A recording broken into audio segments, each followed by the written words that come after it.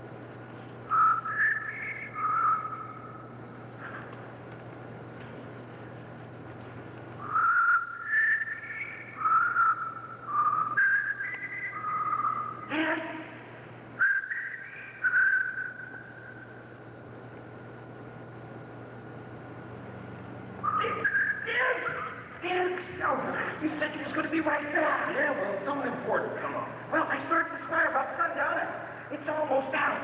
Yeah, so? Put some more wood on the fire. That ought to get it going again. It's time to be getting out of here, Diaz. No, not yet. Diaz, we're supposed to be miles away from here by now. Yeah. Well, let's get going. Just sit down. We're staying the week. We'll go out with the crowds after next Sabbath. What? You all of a sudden get religious with this Passover pilgrim? Oh, it ain't religion. It's good business. Now put some more wood on the fire. I ain't putting no wood on the fire. Will you calm down? I ain't staying in no valley for no week. Did I say we were staying here for a week? No. Just by this time tomorrow, you'll have enough money to spend the rest of the week at the finest hotel in Jerusalem. And I ain't changing no plans. I don't think you're going to stop until we both end up in the same room and jail or something. No. What? Don't do that. What? There. What? You're acting guilty. Ooh, I'm sorry. How many times I told you to act guilty, people are going to think you're guilty. Somebody's going to be right. Oh, fine, great. Why don't you just walk out to the middle of the street right now and just confess to the whole thing? Because I ain't the one that done it. You're the one that done it. You ever say that to me again? Well, you are the one that done it. You just remember who was holding the knife. You remember who pushed him. Come on, Jeff. We gotta forget about this. We got some more. Yeah, you can be sure that guy isn't going to forget about it. But what about Lazarus? You think just because he's been dead, he doesn't have a good memory? Jeff, you ain't telling me nothing that I don't already know. Now, if I'm the one who had the guts to go out there to Bethany to see if that guy was standing... You shot. If that guy was cut bad. And if I'm the one who's seen Lazarus alive out there in Bethany, that's my point. And that's my point. What's your point? That's why we're staying in Jerusalem for a week. Oh, we're dangling on Lazarus' book if we stay in Jerusalem another week. That, my friend, is precisely where you are wrong. From now on, we are completely safe from Lazarus. Yeah, that's what you said the day he died. Yeah, well, that healer guy ain't gonna mess up our plans this week. What'd you do, Diz? I didn't do nothing. The priest done it. Those dirty double-crossers. I've been all over town, Jess. Everybody's talking about it. The priests are saying that this Lazarus thing was all just a trick. They think that... No. We saw it. He was dead. Jess, we ain't the only con in the world, you know. You mean Lazarus was conning us while we were conning his sisters? The priests think that Jesus is trying to get the Passover pilgrims so impressed they'll follow him to the moon. Then Jesus is conning everybody. Oh, it ain't no con. They say he's starting a revolt. The revolt, which the priests don't want no more than the Romans. Those double-crossers. So the priests put the word out on Jesus and Lazarus and the whole gang of them. They don't dare start the revolt this year, not unless they want to end up really dead. Mm-hmm.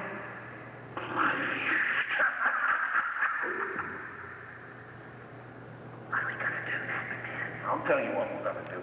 We're going to stay right here in Jerusalem. We're going to sell every bit of Lazarus' stuff. He ain't going to be here, so we're home free. I got us installed at the temple, Jess.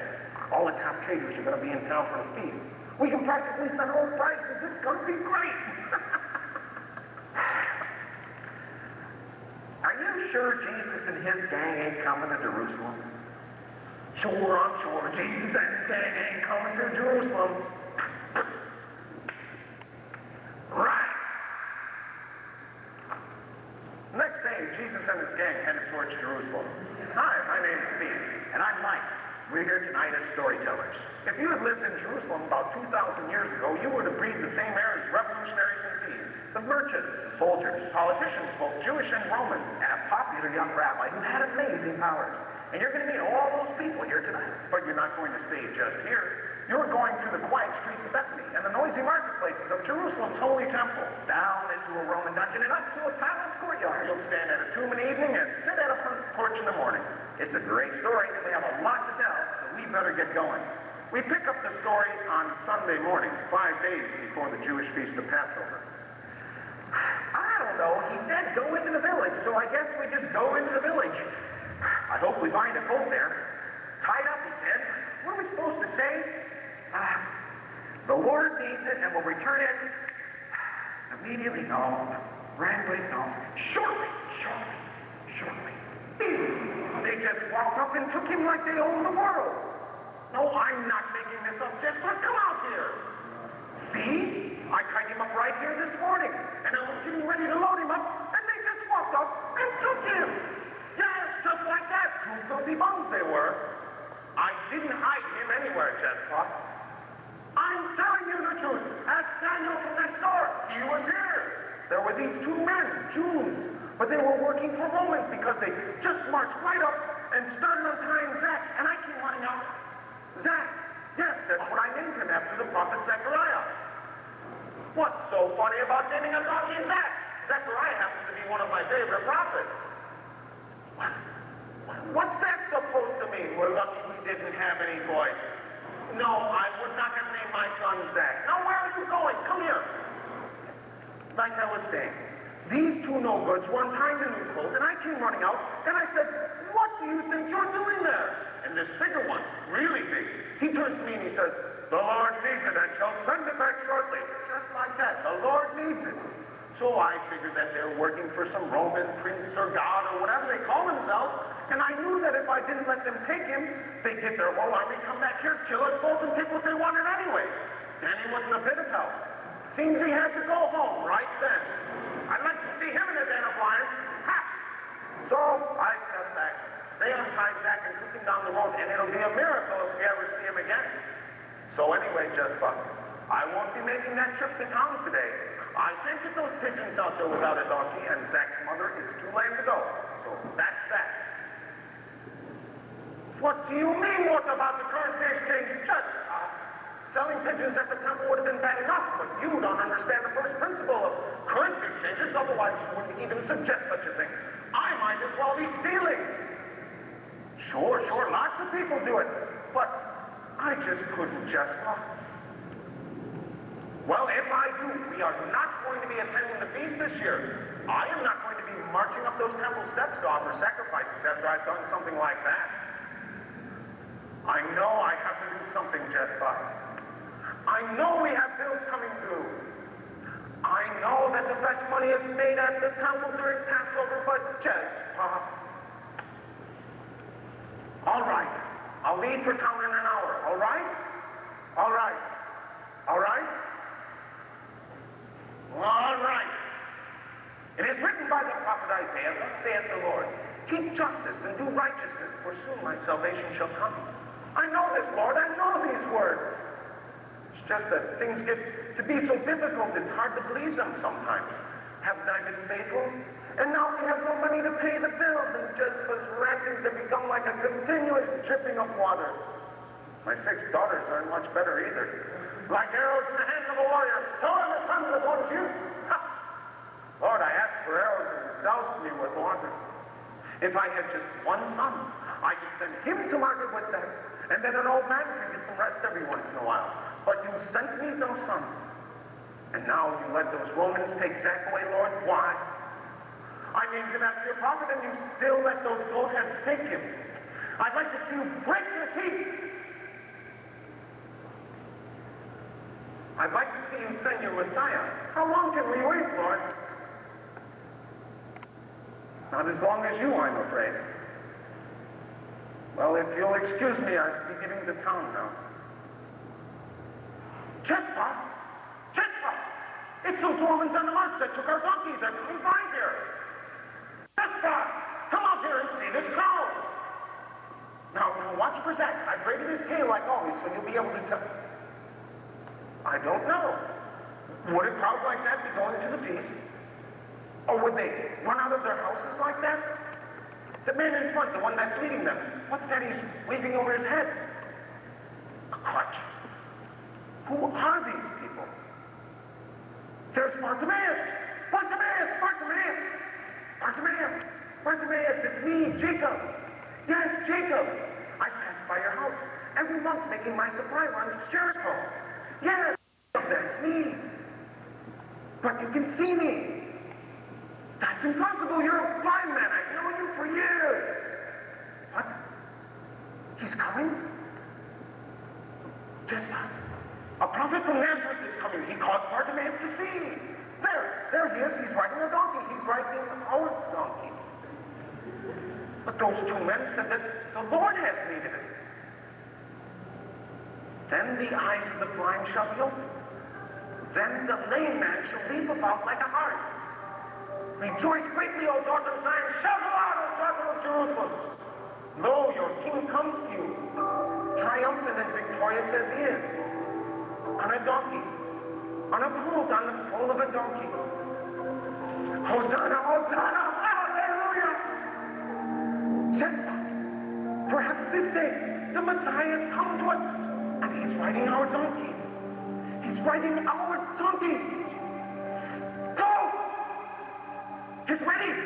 We're going to town. We have sacrifices to make.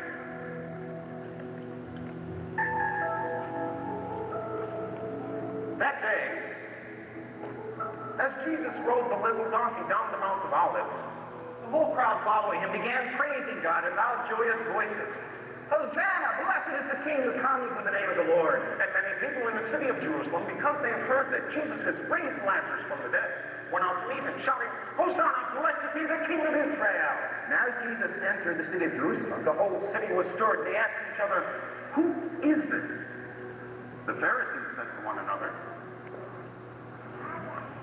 Look, the whole world is chasing after him. We need to find a time to speak with him. And then, listen to me. Yes. That day, Jesus entered the city, and he went to the temple area and looked around, but because it was late, he went out to Bethany with the 12. On Monday, 4 days before the Feast of Passover, Jesus entered the temple area and began driving out those who were buying and selling there. It is written, my house is called a house of prayer, but you have made it a den of thieves. And the blind and the lame came to him at the temple, and then he healed them.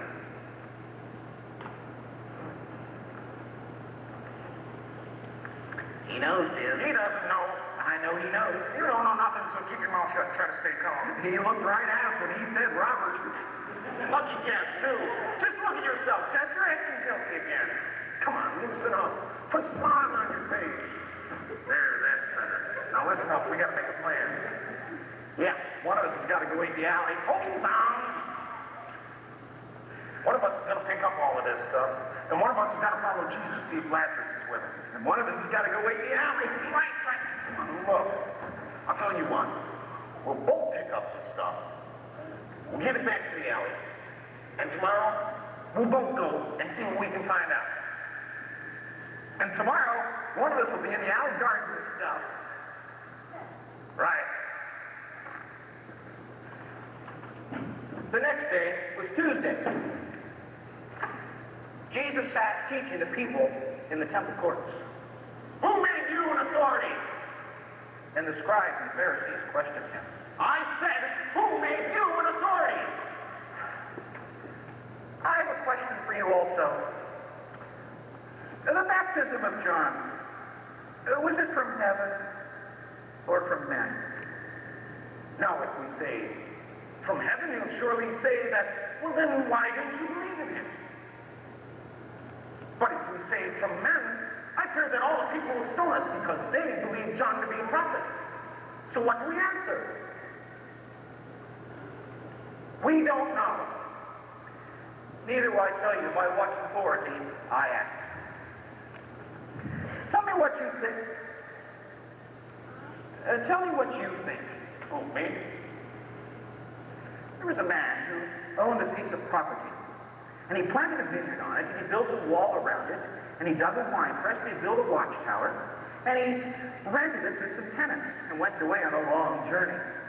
When the time of harvest approached, he sent his servants to gather his portion of the fruit. When the servants came, the tenants seized them, they beat one, killed the second, and stoned the third. Well, the man sent other servants, but they were treated in the same manner. At the last, he sent his son. They will respect my son, he said. But when the evil tenants saw the son, they said to themselves, why, this is the heir. Let's kill him and take his inheritance. So they seized the son and threw him out of the vineyard and killed him. Now, what do you think that landowner will do when he returns? He'll put those tenants to death, and then he'll rent his vineyard to other tenants that will give him his fair share of the peace and crop at the harvest time. And we're really sorry we heard anybody would promise to bring everything back. Good. And I tell you this, the kingdom of God will be taken away from you and given to a people who will produce its fruit. The chief priests And the Pharisees knew that he was talking about them, so they continued to look for an opportunity to arrest him. but they were afraid of The rabble. For the rabble held that he was a prophet. The next day was Wednesday, 2 days before the feast of Passover. Jesus was in the town of Bethany. He was staying at the house of Simon the leper. While he was there, a woman came to him. She had a small white bottle made of alabaster. The bottle was filled with a very expensive perfume. She opened the bottle and poured the perfume out on Jesus' head.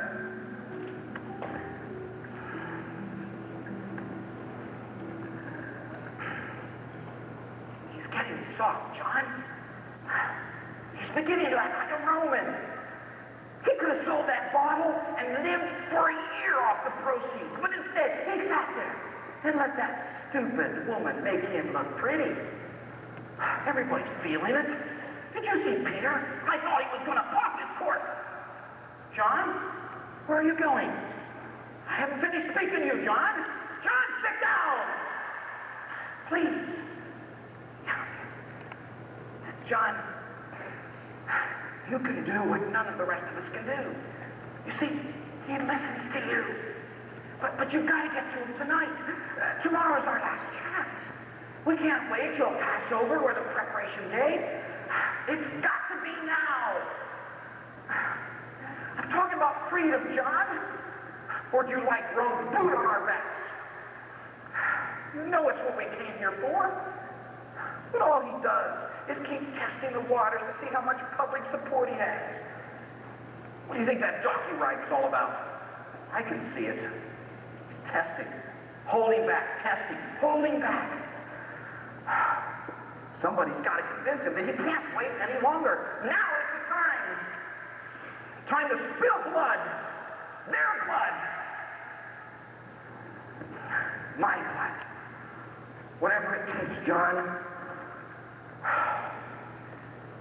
John, look at it rationally. This is the holy city, on the highest of feast days.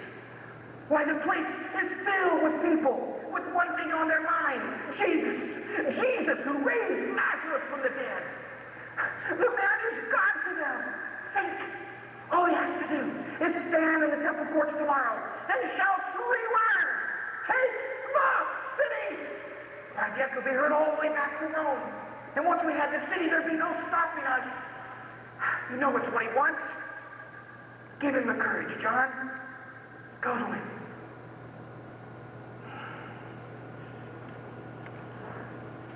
If you're not with me on this, John, I go to the priest. What do you mean, what for? So he can be arrested. Once he's been arrested, the people will tear the scene apart to get to him and make him a king. But he'd be a lot safer if you could get to him first. John, did you hear what he said tonight when that woman anointed him? The poor you will have with you always, but you will not always have me. This is the time, John. Don't let it pass.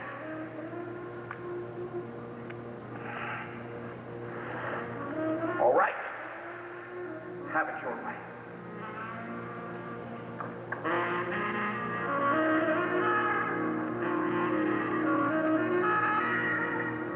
Then one of the 12, Judas Iscariot, went to the chief priests and Pharisees and asked, "How much will you give me if I hand him over to you?"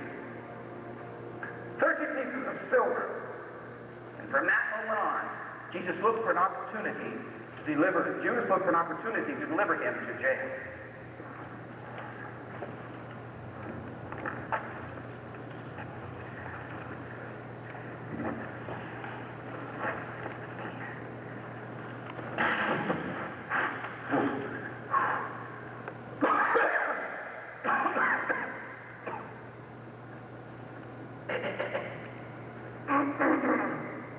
Is there somebody else in here? Diaz! Yowza. Diaz. Welcome to Roman jail, Jeff. Oh, how long you been here? Since this morning when they did you. About sundown. Where at? I was in an alley guarding the stuff, and some Roman soldiers jumped me. I wasn't acting guilty, please. I promise. I Believe you, won't believe you, Jeff. How about you? Did Lazarus spot you? No, it was the same story. Roman. Diz? They say I murdered somebody. Diz, I ain't no murderer. Yeah. They didn't tell you the whole story.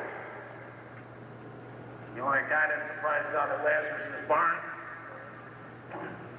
Turns out he was cut worse than we thought. He wasn't just a guy, Jess. He was a Roman. Roman? I thought he was one of Lazarus' servants. Yeah, well, that's why nobody knew anything about him when I was out in Bethany.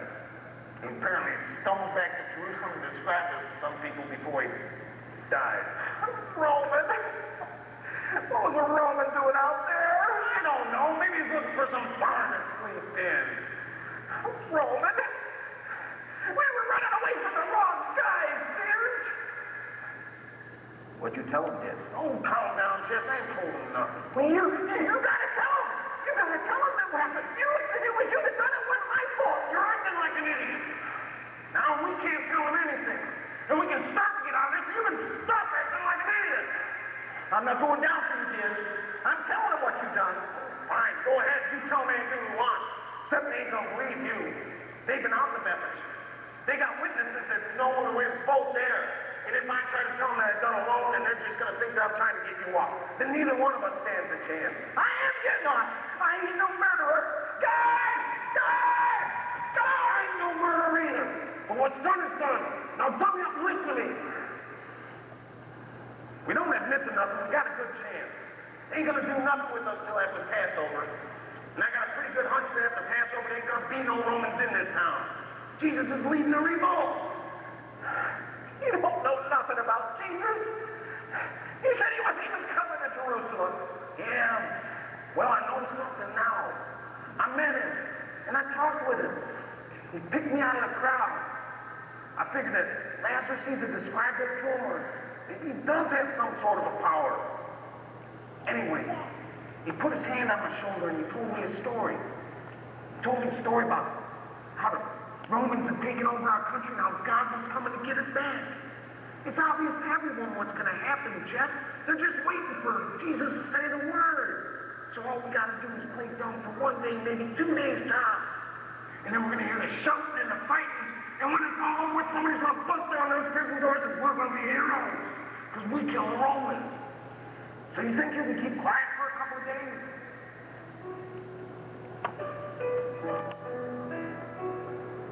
I seen a crucifixion once. You went donkey crucified. Are you sure? Sure, I'm sure. Right.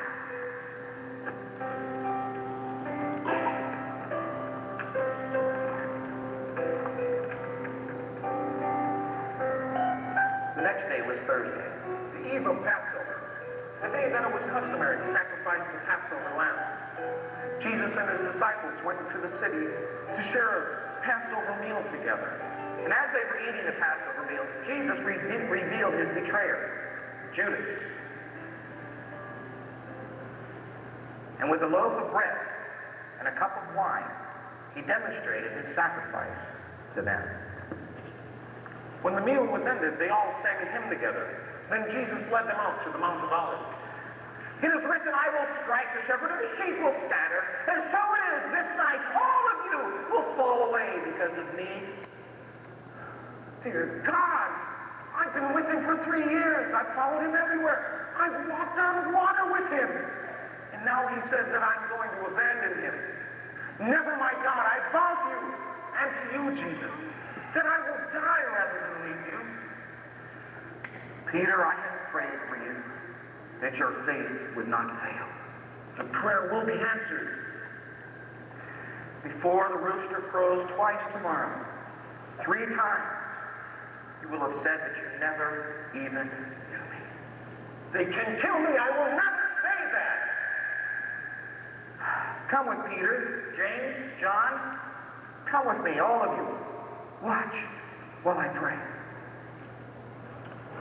James, John, after Judas went and walked out on you, he's worried about the rest of us.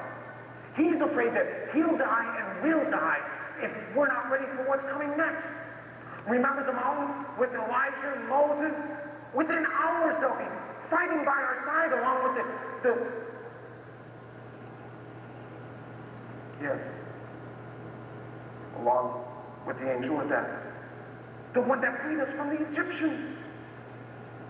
I don't know about you, but I'm going to get some rest. We've got to be at our best in the morning. To the kingdom.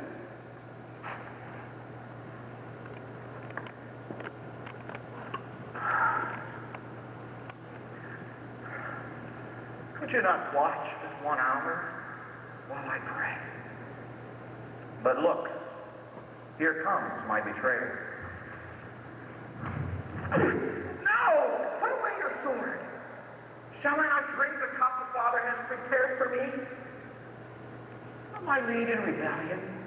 Did you come against me with swords and clubs to capture me? Every day I sat teaching in the temple courts, yet you did not arrest me. But if all this has happened, the writings of the prophets might be fulfilled. Then all the disciples turned from Jesus and fled. First, Jesus repaired a bit of damage that Peter had done by lopping off the ear of the temple guard. And then the revolutionary's plan was put in action. He was led through the night to the house of the chief priest. Fearing the crowds, an illegal nighttime trial was held. Witnesses had been rearranged, but it was the revolutionary himself who dealt the crushing blow. Are you the Christ? I am. There, you have heard it. You have heard his blasphemy. Now make a decision. They issued a sentence they could not carry out, and then they mocked him, inviting him to prove his powers by guessing the names of those who were spitting on him. Meanwhile, outside, Peter was proving Jesus' ability to prophesy by denying 3 times that he ever even knew him. So dawned Friday, the feast of Passover. Early in the morning, chief priests and scribes held a consultation, and then they bound Jesus and led him away and delivered him to Pilate.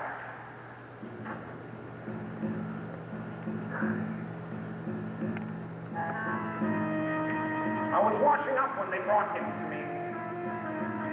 Sir, the King of the Jews is upstairs. Jesus. I knew he'd get here. You can't go around calling the Sanhedrin white tombs and expect them to bless you. These men are dangerous, and I should know. I've nailed enough of them to the cross. Jesus, do you call yourself King of the Jews? Do you know who I am? Do you realize? He locked his gaze on me. At first I didn't understand the expression. It's because I'd never seen a man pity me. All right, Jesus. What are these charges against you? Make your defense. Speak, man. If I tell you to speak, you will speak. Lucius, shut them up out there. Claudia, what are you doing here? Can't you see I have a prisoner? What, Claudia? Why shouldn't I judge this case? Do I have to hear your dream now? Flavius, turn the prisoner around. Someone take her. Yes, I've heard you, Claudia. Flavius, get her out of here. Jesus, do you know who Rome is? Do you know of the legions and the galleys that circle the great sea? How does your kingdom compare to Rome, Jesus? His kingdom is not of this world. He is a madman. By Juno and Jupiter, I will not have the blood of a madman on my hands. Madmen have favor with the gods. They understand each other. Lucius, shut them up out there. I hear them. Shut them up. Give a decision. Don't judge this man. You defy the crowd to risk life. You cause life to anger Caesar. You defy your wife. It is better for a man to have angered the gods. If a man is innocent, I will let him go. No. They'll let him go. Lucius, bring me Barabbas. Yes, Barabbas. Here, now.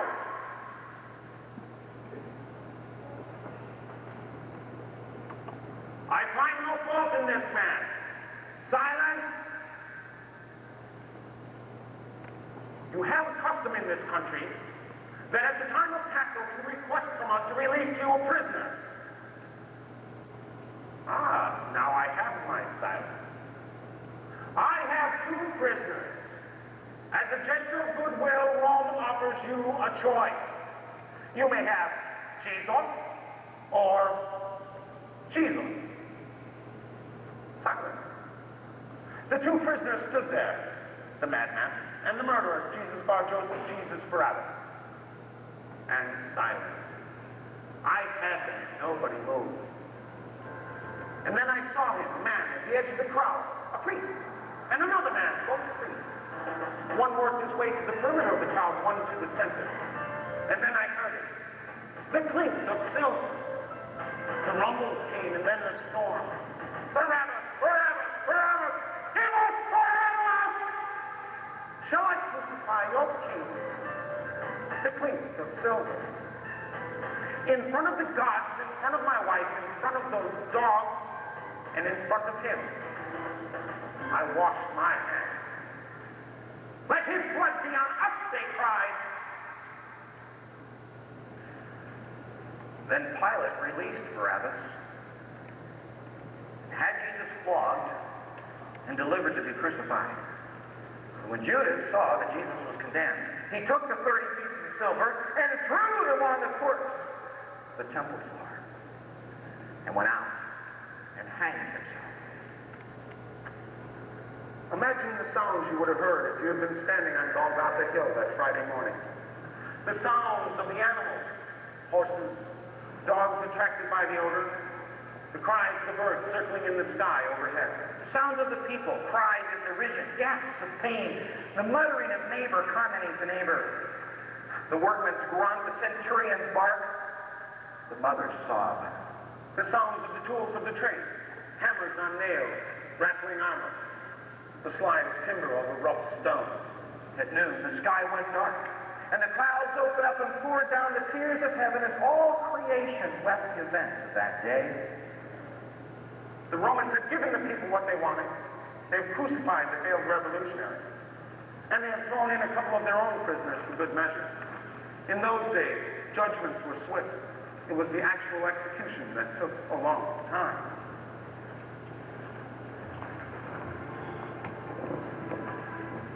Come on, Jesus. It's time to get this remote started. These nails are starting to hurt my hands. All right.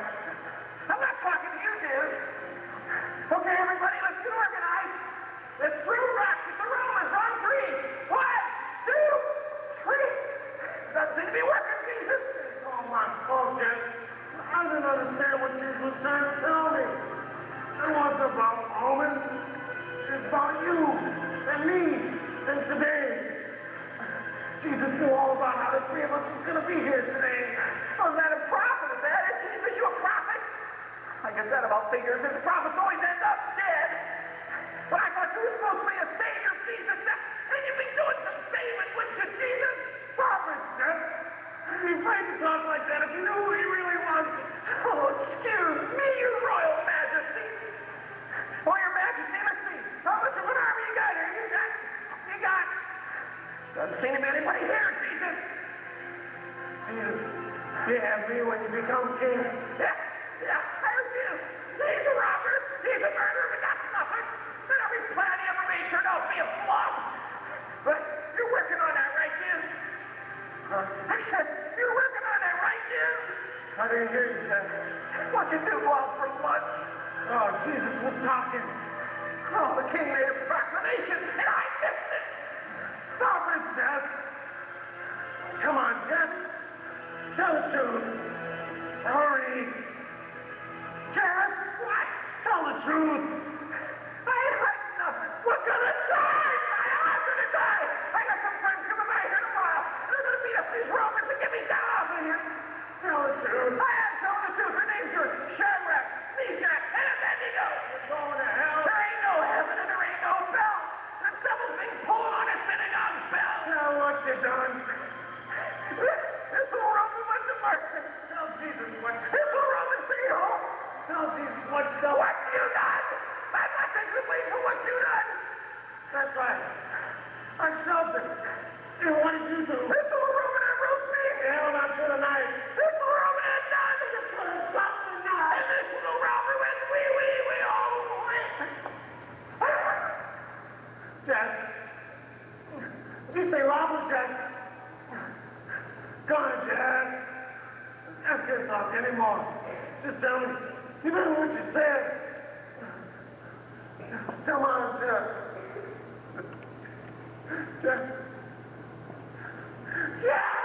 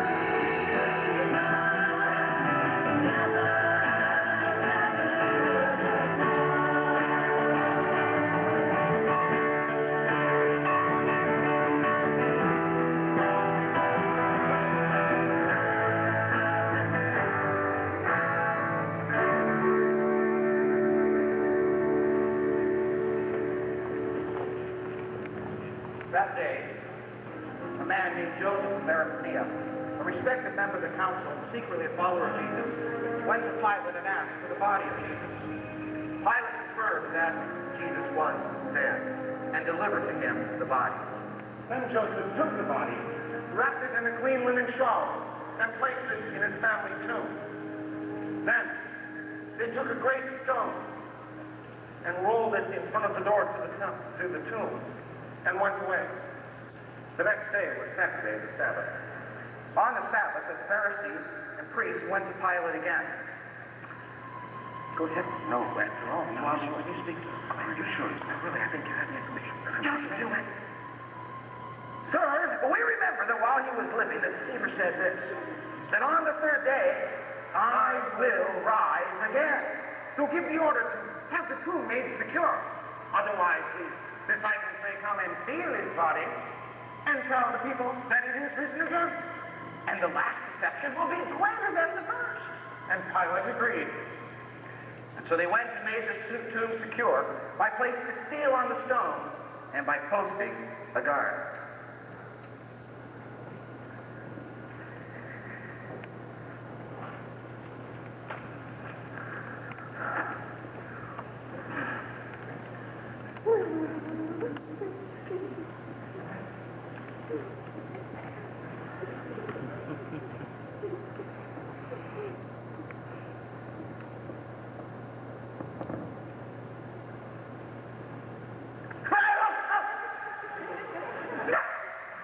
Some soldier you are.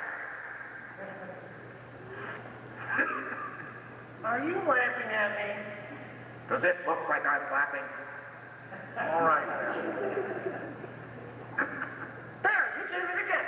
You were laughing at me. Oh, calm down, Marcus. You're beginning to imagine things. I did not imagine that. You laughed at me. Why do I always get stuck with the rookies? Marcus, it's a soldier's job to sort out the real from the unreal and respond only to the real. All day long, you've been hearing things that aren't there and seeing things that just never appeared. Well, it's not my fault. I did not ask to be shipped down to Jerusalem to stand guard in some cemetery. I enlisted to fight the Parthians, not spirits. Right there's your problem, Marcus. You're not focusing. Focusing fights fear. Now stop worrying about spirits in general and think about the spirit that's right behind you. Where? What's to worry about? There's solid rock between him and you. He ain't getting out. Spirits go right through rocks, Petronius. Well, in that case, I suppose he's long gone from here. We might as well head on back to the barracks and take ourselves a flogging. Quit making fun of me, Petronius. Besides, you're not here to worry about the spirit anyway, Marcus. You just have to watch the dead body. What's wrong now? Oh, nothing. It's just I don't like talking about Corpses? yeah.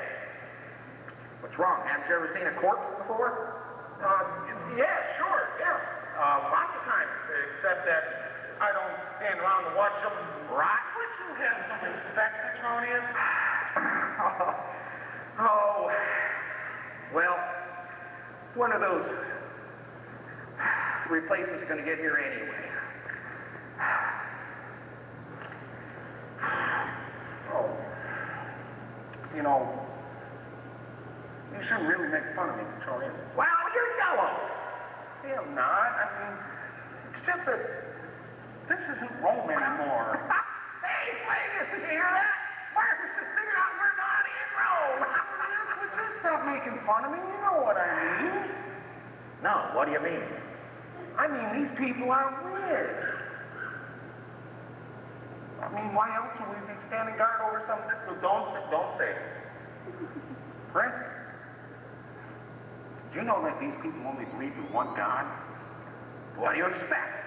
They're a heathen people. Yeah, that's what I mean. When people are that heathen, well, all sorts of things happen. Like the other day, when that prophet guy of theirs croaked. Yeah, yesterday, what of it? Well, yesterday I felt the earth shake. Uh-huh. And the sun got deeper, left the sky right in the middle of the day. That was pretty weird. And I met a guy on the street. He told me that there were spirits walking. Spirits? Yeah. Spirits walking? Did they attack you? No, they couldn't find me. I went and hid in the spirit cabinet. Hey, guys, did you get a load of that? Oh, you're just chicken. I am not. Well, I didn't hide in no spirit cabinet. I went out and stayed there with the spooks. In fact, I thought I might tell you something, but it's probably scary. What? Now, you sure you won't get scared? Just tell me. Well, you see, yesterday, I was taking a nap under this tree here, and this spook come walking along, trips over my feet, kind of startles me.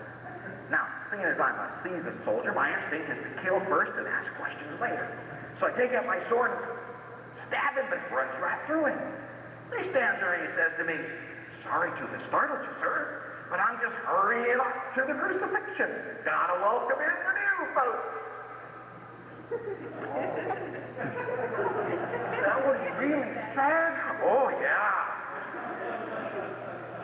Hey, Petronius. What?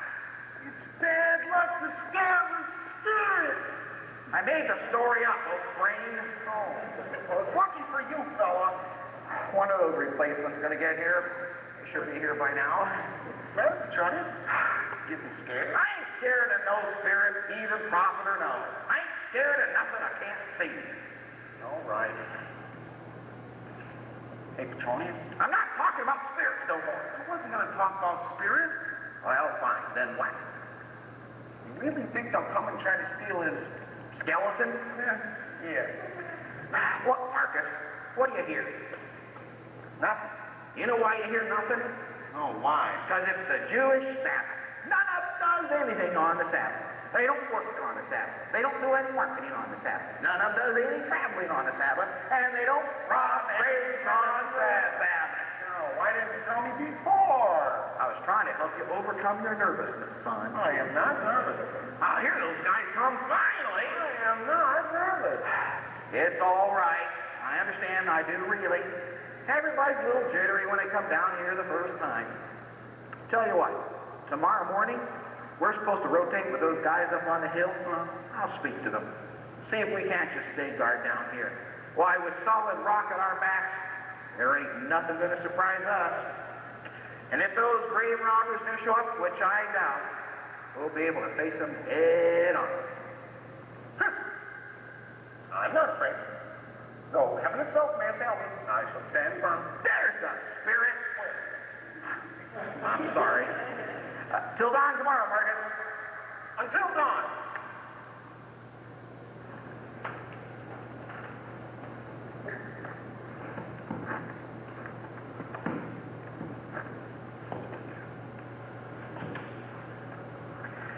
Six days earlier, On the Sunday of his arrival in Jerusalem, Jesus spoke these words to the crowds. Now is come the judgment of this world. now shall the ruler of this world be cast out. And when I am lifted up from above the earth, I will draw all men to myself.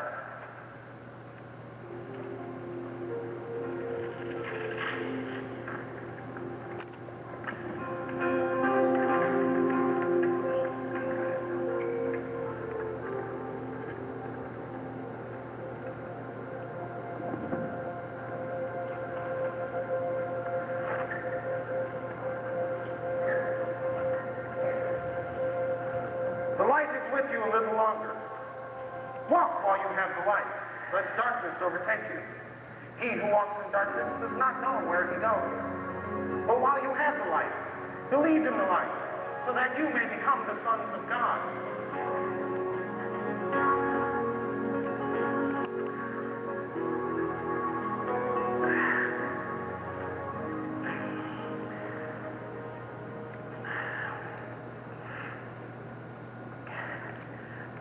He was sitting under a tree in the grass by the side of the road when we first saw him.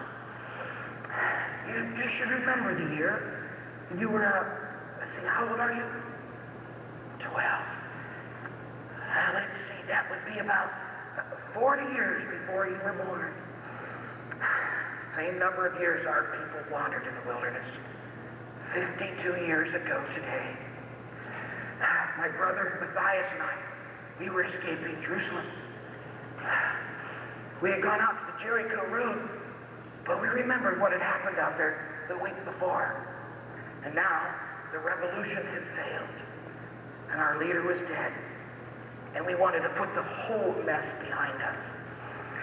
So when we got to the crossroads, we turned and we headed out to Emmaus. As we were walking along, Matthias and I were arguing back and forth about who could have taken the body of Jesus. Matthias thought it was probably the priests trying to stop rumors. But I was pretty sure it was one of Caesar's gang. Just the kind of thing that a Roman would do. Now, as we were going along, I remembered it had rained the night before and there wasn't so much dust. And I looked over Matthias' shoulder, and the man from the side of the road had walked up and was walking right behind us. He was spying on us. Well, I real quick made a signal to Matthias to keep quiet. And the man came up on our left and he says, "What are you two talking about?" I gulped and I said, "Well, everyone knows what's been going on in Jerusalem these past days." And he says, "Tell me." And that's when your great uncle Matthias, who never had a reasonable bone in his head, just blurted out the whole story, all about our hopes that Jesus would be the redemption of Israel, and how the Romans had killed him. And then the spy did what I thought was an unusual thing at the time. He started to quote from the scriptures, from Moses, from the Psalms, and from the prophets, all about the Christ. And I wasn't sure whether he was saying that Jesus couldn't have been the Christ, or that he must have been the Christ. By this time, we'd gotten to Emmaus. I decided to invite him to stay the night so he wouldn't double-cross us. After all, if one of our own number could turn me traitor, I didn't think I could be too careful. Now, I had an uncle in that town, and he invited us in. And his wife, my good Aunt Sarah, she fixed supper for all of us. And as we sat down to eat, the spy took one of Sarah's hard rolls, and he broke it, and he blessed it, and he gave a piece to Matthias, and he gave a piece to me. And that's what I saw. Oh, like in a piece of wood when a nail's been pulled out. And he looked at Matthias, and he looked at me, and he vanished right from where he was sitting. My auntie screamed. Matthias and I, we started running. This time we were running toward Jerusalem. And when we got from about 100 yards from the place where they were hiding, we started yelling, "We've seen him! We've seen him!" We didn't care who heard us. And when we got to the hideout, Matthias ran off ahead, and I stayed and talked to the lookout. Told him the whole story. Made him believe it. So I took him by the arm, and we went up the steps. And as we turned the corner, the lookout's face went white. And I peered over his shoulder. There, in the middle of the room, sat Jesus, eating a plate of fish. Cleopas, you're going to hear a lot of storytellers in your lifetime. And every one of them will be better than me. But there's not a one of them that'll have a better story. It's the greatest story you'll ever hear. And now it must be the greatest story you ever tell. You've heard it from the lips of one who's seen with his own eyes that Jesus is alive from the dead. Don't let that story die, son. You understand? Well, I guess we better be getting inside. It's going to be a warm day. Now I think I smell some breakfast.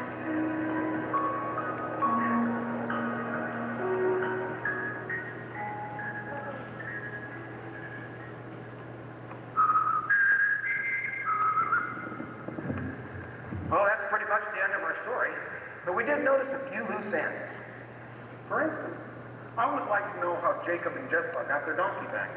And I wonder if Jessica's last words were a curse or a confession. I don't know. Perhaps someday we'll get a chance to ask.